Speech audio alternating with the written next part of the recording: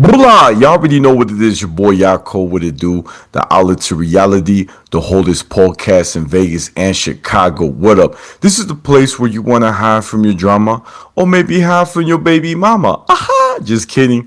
Y si tú quieres cambiar tu vida, if you want to change your life, then subscribe. Ching! And by the way, guys, I just published a book out on Amazon called Shabbat in Chicago. It's about an audacious single mom who opens her heart and home to five adopted kids while embracing her Latino culture, while being Jewish. And today we have a very special guest. He is one of the big fighters for Powerslap, the one and only Vince. Woo! What's going on, guys? How are we? We're doing good, brother. We're happy you're here, man. You're back again. This is an honor. I've been wanting to have you. And there's so much things we got to catch up. So look, guys, I want to say, I actually finally got to meet Vince for the first time in Vegas, Powerslap 13, if I'm not mistaken, or 12. And my brother came to Vegas. It was like a party hosted by Slap News at the swims. I forgot. Swim. Yeah. Thank you, brother. Yeah. I got you. Thank you. And it was my first time going there. I've never went inside, and I got there, and it was so cool because I got to see all the people I've interviewed, and like I never got a chance to meet all of them. Right? I only knew a few at that time, and when I saw my brother Vince, I was like, "Yo, this is actually him. Like this is the brother." Like no lie, ladies and gentlemen, me and Vince probably had one of the deepest, realest conversation about his hometown, being from Canada. I was like, brother, I'm actually gonna go on the trip to Canada. You're like, no way. You're like, what part? I said, well, I'm gonna be right here, Vancouver. You're like, oh man, I don't live in that part, but that's good. You're gonna be. I said, man, thank you, brother, and I'm excited. I don't know what to expect, and it was just like a nice bonding moment. We took a few pictures. You're like, hey, I'm gonna use this picture for my little video I'm gonna put together. I said, yeah, man, that'll be awesome. And we had a good time. And I miss you. I think the next Power Slap, I saw you again. It was real quick. We didn't get to hang out, but the next time we gotta hang out. I know it was so quick, but yeah, that was my first impression meeting you, brother. Very humble. I could tell you a good brother. And what about you? What do you remember that night? Well, I mean, yeah, it was a phenomenal night. Slap News really did put on a great event. But what stood out for me is your energy. You just bring that like hype and energy, and you're just a bundle of joy to be around. And it doesn't matter if you're having a good day or a bad day. You walk in the room and you can uplift anybody, which it was incredible. And it's like you said, we really did bond and have a conversation about home life and just growing up and all the rest of it. And it was humbling for me even to share that with someone else that's a like-minded individual. Wow, that's amazing, brother. It means a lot. It means a lot. I'm not gonna lie.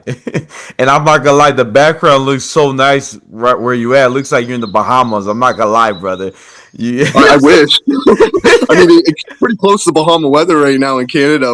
We're getting pretty fortunate. We got this crazy heat wave, but yeah, I'm out here enjoying it, soaking up some rays. Figure what better background to have than the beautiful, God's landscape, right? Right. Honestly, I love it, man. I gotta say, when I went to Canada, the people there were so nice. The food was delicious, and it's different. It's definitely for me. It was a new experience, right? I even got to drive a car around Canada, which was really cool because I was like, yo, I'm gonna do in a different place, and I was telling you from the last time we talked, like on DMs, like on Instagram, that I went to Stanley Park, so I got to ride a bike the whole trail. It was like 6 miles, and it was so cool. I'm not gonna lie, when I was riding the bike, there was a moment where the chain came off on the hill, and I was like, "Yo, I can't move the bike." I'm like, and like, yeah, it was so bad. My boss's mom came by to like she waited for me while everyone kept going she came by and helped me out, like hold the bike while I put the chain together, because it's so oily, so the bike is Yeah, moving. So she was helping me, and that was really sweet of her. So I put the chain together and I drove back. But I'll never forget that because I'm like, that's really nice of her. And I got to see like seals and whales jumping in the lake. It was just amazing, or ocean, I should say, ocean, not lake, ocean, and it was just so cool. It's like an island. It felt. That was a cool part. I gotta say about Canada. Also, too, brother, I gotta be honest. I've been watching you on your social media. You've been training every day. I see you doing, weights, pull-ups, and really getting stronger. I could tell. Even on the screen, my eyes can't handle. You know what I'm saying? You know what I'm saying? But I do want to say, brother, tell us your journey, right? You putting the time, the energy, because you've been waiting for a while. I'm not gonna lie, you've been waiting for this match, and you putting the work, and then tell us like getting to the New Orleans, right, for the first time. Tell us that experience, that moment, and even to the point where you got to fight, like behind the scenes, you were feeling. So please, if you could spill the beans, maybe not the cheese, I appreciate it. You know what I'm saying? all right, sounds good. Yeah, no, like so coming off the show, it was a big eye opener for me. Like I say this to everybody, like you don't understand the defensive technique that goes into it until you get up there and you take that first hit. And it was a big eye opener for me, and I dialed everything back in. I got back to the lab, got home, and I realized, I got to put on some more muscle mass for welterweight, and which I did. I wanted to slim down my body fat percentage as well, which I also did. And it was day in and day out. There was no days off. There was days where I was waking up sore as could be, and I wanted nothing to do with the gym, but I forced myself to get in there. And honestly, those were the best days that I got the most work in, and I felt like I made the most progress. And again, with even the mental battle, right? Like, I mean, we're all going through something mentally, and I feel like the gym just helps me kind of, escape from all the personal stuff and just focus on personal development and making myself better so that, I can address all the problems into solutions quicker, and just establish myself as one of the elite in the division as well. So yeah, it was a lot of work. It was a lot of time. I really stepped up, like from what I was doing before the show to the show, and then after the show, I things have turned 180 degrees. Like I've changed up my whole training regimen from just little things to now really doing more slap focus movements and exercises to really hone in on my rotational power, my torque, flexibility, mobility in my hips, and my ankles, my knees, like every little aspect that I can really focus on. I've really tried to dial in, and I think in New Orleans it really did show that I'm a different beast than what I was on season 3. And I mean, I'm only going to progress from there, right? New Orleans was a great time. It was really phenomenal. Seeing some of the guys from season 3 I haven't seen in just over a year, and catching up with those guys. Of course, we went out the first night we got there. We got convinced by Darren Godfrey to have one drink. And I said to him, I'm like, I know what that means. As one drink turns into 12 with you. And he kind of laughed and he said, okay, well, first round's on me. Well, sure enough, 4 bars later and 12 drinks in, we're having a blast. And I mean, the music, the culture, the food, everything was just phenomenal down there. It was nice. It was almost a home away from home in the sense of like just the culture, and people were for the most part were awesome. Like everybody knew what Powerslap was, and just even the fight community, like the culture down there is very fight oriented. Sometimes you get guys that are a little bit hesitant or standoffish because you're the Powerslap guys, but in New Orleans, it was nothing but love. Like, constantly getting stopped. Hey, are you guys the Powerslap guys? Do you mind if we get a picture? And, just sharing a moment with fans and just talking to them about, some of the things that they don't fully understand or didn't understand, and kind of going into more depth with them. It really opened up people's eyes. And I honestly, I think it was a great thing for Powerslap and the sport and the community as a whole. Wow, that's amazing, man. That's wild. That's cool. I like that story about the bar. Like that, you already had me with that. I was like, man, I feel like if I was there, man, I would still be there. But look, I gotta. Oh yeah. You would have loved it, man. I was thinking about you while we were touring around, and I was just like, man, David would have a blast right now with us all and stuff. Yeah, we were definitely thinking about you. Oh, thank you, brother. It means a lot right here. It means a lot. I do want to say too, right?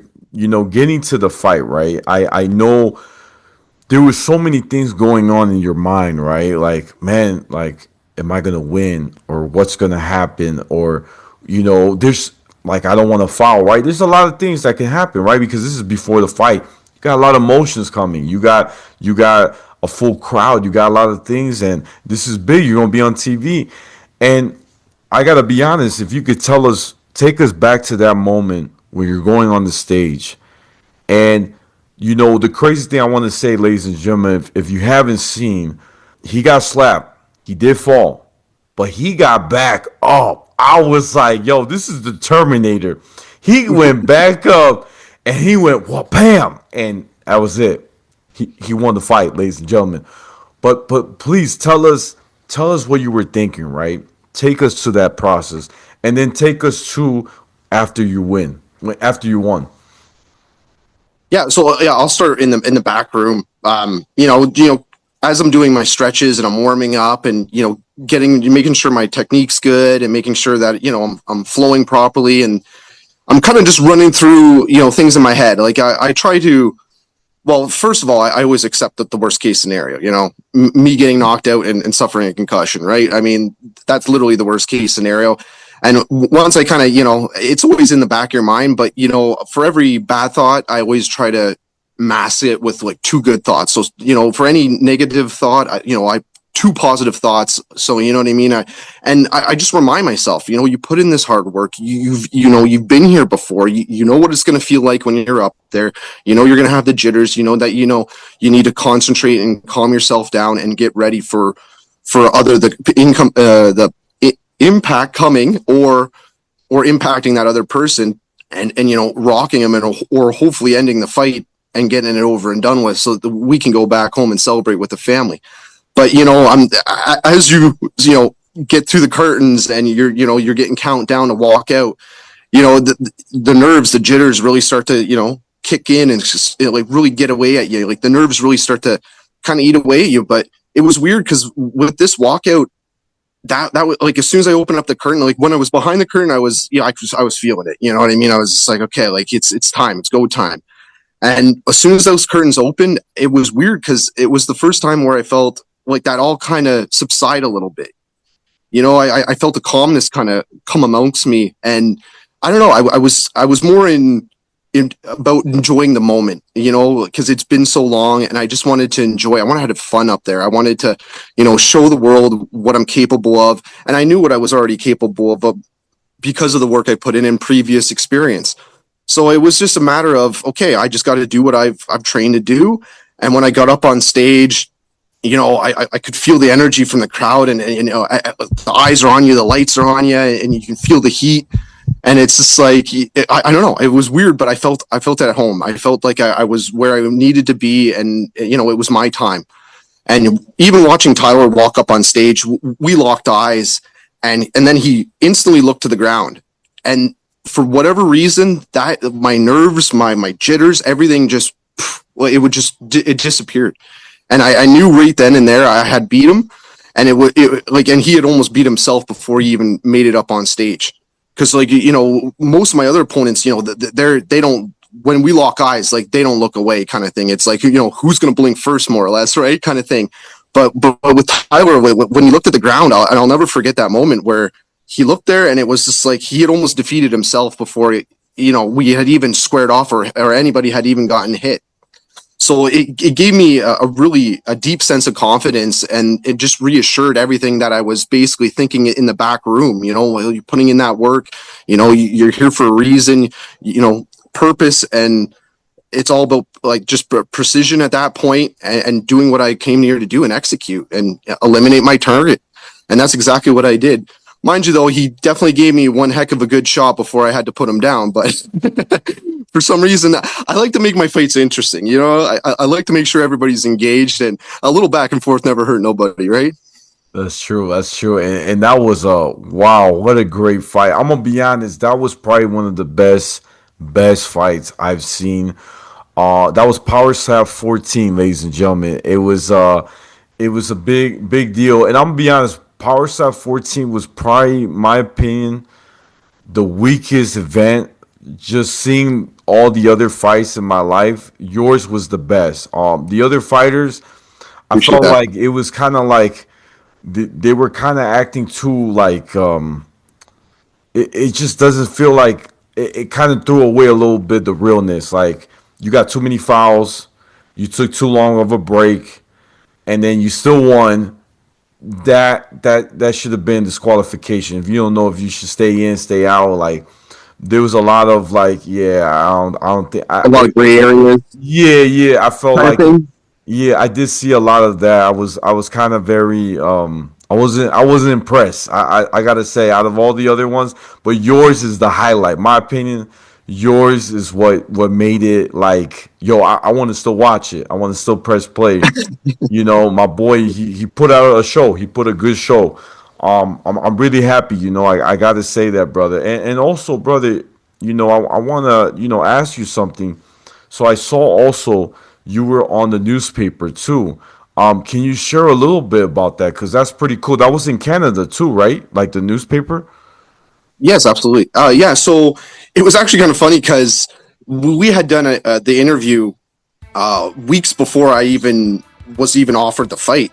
And the gentleman that did the interview with me, he mentioned that we're gonna try and post it before, but he's like, if you have a fight coming up, just kind of let us know so that we can kind of post it after the fact and kind of make a bigger piece out of it if we can, kind of thing. Because right away he was blown away with some of the information I was telling him and teaching him some of the technique. Like I actually sat down with him and I was actually showing him the movements and like my mobility, my flexibility in my hips and still being able to keep my feet planted. And then I think what really blew his mind was the defensive aspect, where people just think that we stand there and we just basically, it's a hope and a prayer. But I mean, there's certain muscle groups that you're flexing. There's certain things that you're doing with your knees and your hips to absorb that shock. And it's like I say, you want to take that from your head and you want to basically get it through your body, almost like lightning. Like if you were going to get hit by lightning, you know what I mean? You want to from one end to the other as quickly as possible. And that's almost the same sensation. Mind you, I've never been hit by lightning, but I would imagine to that extent, right? That shock factor, right? And it kind of blew his mind, like some of the things I was saying, and then different techniques that different people do, because there's not just one technique. I mean, there's different forms and different ways that people do different things. And so I think it really opened up his eyes, and he did an incredible job on the article, from everything from me talking about my family to like what my hopes and admirations are for the sport, and then even covering like the actual sports side of it, which like obviously he would have done his research to find out on his own for the most part, which I thought it was incredible. And it's nice to see the community kind of coming around, because at first it had that stigma of like, oh, this is so dangerous and yada yada yada, but then I think people are kind of understanding that now it's not as dangerous or anywhere close to like a sport like football or boxing, where you're taking multiple concussive blows potentially, right? So I'm glad to see the kind of the 180 and the direction change of people's perspectives, and they're actually understanding that there is a lot of hard work that goes into this sport in order to get up on stage. It's not just the physical aspect, it's also the mental aspect. It's not easy going up there and standing there and letting someone hit you. You know what I mean? Like every instinct in your mind is telling you, like, you know what I mean, you don't want to get hit by this guy, but you have to fight your own inner will to be like, no, I can eat this. I can stand here, and then I'm going to laugh at him, or I'm going to smile at him, or I'm going to blow him a kiss, whatever the case may be, and I'm going to show this guy that he didn't do nothing to me, and then it's almost like a psychological battle at that point too, right? So there's a lot of aspects to the sport that I feel like need to be brought to light more, and that's on us fighters to expose more of what we're doing to prepare for these matches. And I mean, some guys can they just need the gym and they're good. Other guys may need some other things to boost their confidence or whatever they need to do in order to get on stage. So it'd be interesting to see what guys are doing from all different standpoints. Yeah, I love that, brother. Man, that's deep, brother. I think honestly, bro, I'm gonna be honest. I say you got to make a book, brother. I think you should write a book. I think that'd be I cool. thought about it. Because think about it, like, you have a family, you have kids. I think, like, this is just an idea, but if you write a book about your journey, right? Starting a family, then transitioning to being a power slap fighter, I think it'd be really cool to show that experience because, you can hold on to that book, pass it on to your generation, the next, and it will always be. Imagine this. Just picture yourself. This. I'm thinking bigger. Just hear me out. Okay, I'm with you. I'm with you. So you got the book out, right? You're like, man, I got this book. I'm so happy. Your wife is super happy because you mentioned her like 30 times. Of course, Oh, probably more.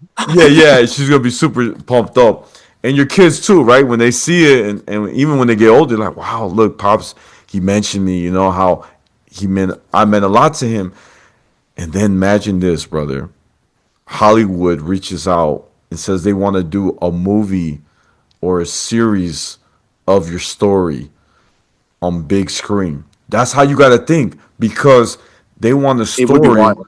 You know what I'm saying? A guy from Canada, yo, this is unheard of. Like this guy is coming, you know,